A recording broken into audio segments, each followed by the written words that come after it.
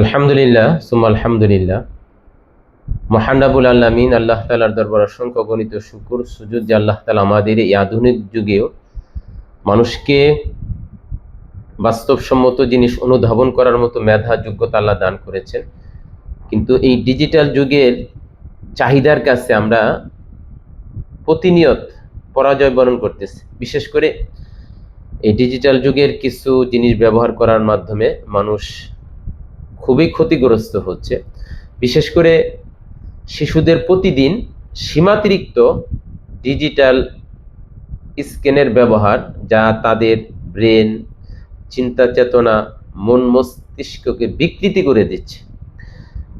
এই জায়গা থেকে সম্মিলিতভাবে আমাদেরকে উঠে আসতে হবে, অন্যথায় ভবিষ্যতে এই প্রজন্ম জাতিকে নেতৃত্ব দিতে পারবে না, মেধাহীন হয়ে পড়বে এবং চিন্তা চেতনার মধ্যে তারা সীমাবদ্ধতায় চলে আসবে।